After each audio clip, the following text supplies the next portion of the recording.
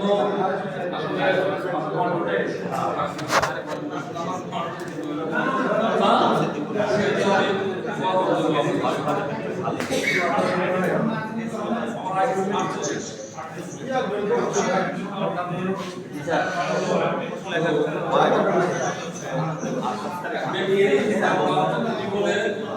শুধু কর্ম লাগে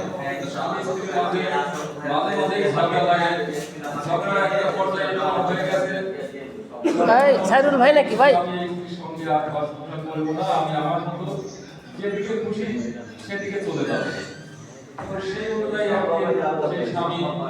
রাগ করে বাড়ি থেকে বের হয়ে একদিন চলে যাচ্ছে তো আমাদের এলাকা বা আমাদের একটা প্রচলন আছে যদি কোনো ব্যক্তি যদি রাগ করে বাড়ি থেকে চলে যায় তাহলে বাড়ির আশেপাশে তারা কোনো মুরগি থাকে ঠেকানোর চেষ্টা করে তো সেই ব্যক্তি এরকম এক মুরগি বলতে তারা আমি চলে যাচ্ছি তখন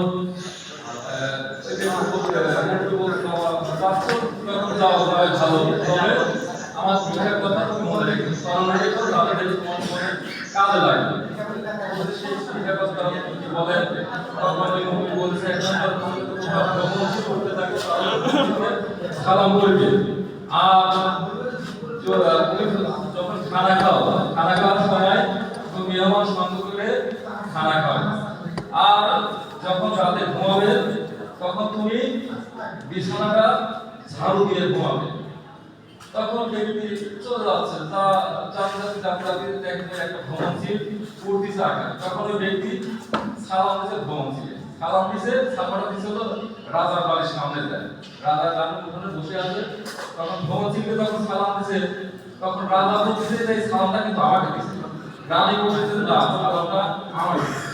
রাজা রানীর মধ্যে দ্বন্দ্ব লেগে গেছে সালাম দিয়ে তখন বলছে রাজা বলছে তাদের ব্যক্তি থেকে শোনা যায় সালামটা দিছে কার তখন ব্যক্তি ধরে আনছে আমরা তখন বলছে রাজা তুমি সালামটা দিলে কার আমি রাজা দিছিলাম নাকি আমার স্ত্রী রানী দিছিলাম তখন ওই ব্যক্তি বলছে আমি আপনাদের বলছি কাউকে তখন রাজার মেজাজ গরম দেখ সালামটা আমার কিন্তু স্ত্রী তুমি কাউকে দ্বারা তুমি কি আমাকে বলতে সালাম তো দ্বারা মধ্যে আছে তখন তারপর তাকে বলছে এই কি দেখলে আপনার গলের মধ্যে তখন এইবার আগাইছে রাজা নিয়ে বলছে কি একটা সিলেকশন আমাদের সম্মত হয়েছে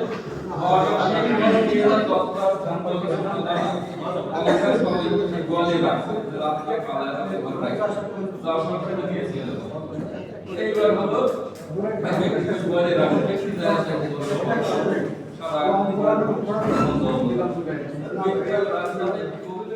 মতো লিস হয়ে গেছে যাই এইবার যদি বউ আদর করে সারা জীবন তো ঝগড়ায় থাকে এবার তো সংসার বাবা আমার নাই এইবার চলে গেছে বাড়িতে যাওয়ার পরে এইবার স্ত্রী মনে করছে গিয়ে দিতাম তো বাইশ মিনিটে আপনি ফিরে গেছে ওই ফিরে যাওয়া নাই তাহলে আর বাসায় রাখা যাবে না এক্সারসাইজ করা যাবে তখন স্ত্রী বুদ্ধি করে তাহলে কি করি তখন বলছে এই করো আপনি বেশি খায় না স্ত্রী খাবার দিছে খাবার দেওয়ার পরে ব্যক্তি চিন্তা করছে মুরগির একটা কথা শুনে তো লাভ হয়েছে ভ্রমণশীল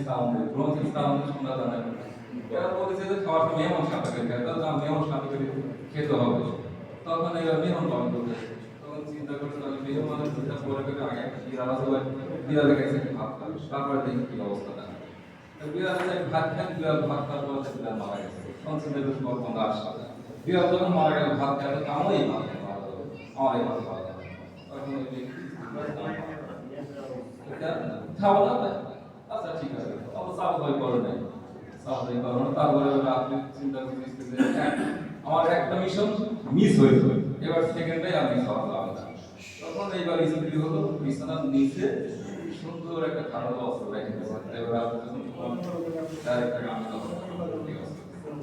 এইবার হলো রাত্রে ঘুম আসতেছে আসার সময় এবার চিন্তা করছে যে দুলের কথা শুনে দুলিয়ে আমার লাভ হয়েছে আর একটা বাকি আছে বিছানাটা স্নান দিয়ে হলো ঘুমানো ব্যক্তি বিছানাটা সারা শুয়ে ফেলাইছে এখন বিছানা নিচে অস্ত্র সর্বনাশ এই অস্ত্র দিয়েই আমার স্ত্রী আমার মারবে মহাবিপদ তিনটি কথা শুনছে তিন জায়গায় সে উদ্ধার পাইছে এই জন্য আসলে মুক্তির কথা যদিও সেগুলো হাদিস কোরআন সম্মত না তবে শুনলে কারোর একেবারে লসও যায় না উপকারী হয় আর প্রতিটা গল্পে শিক্ষণীয় বিষয় আছে এবং থাকবে আসলে আমি যা বলছি তার মধ্যে হয়তো শিক্ষণীয় বিষয় আপনারা খুঁজে পেয়েছে। ধন্যবাদ সবাই।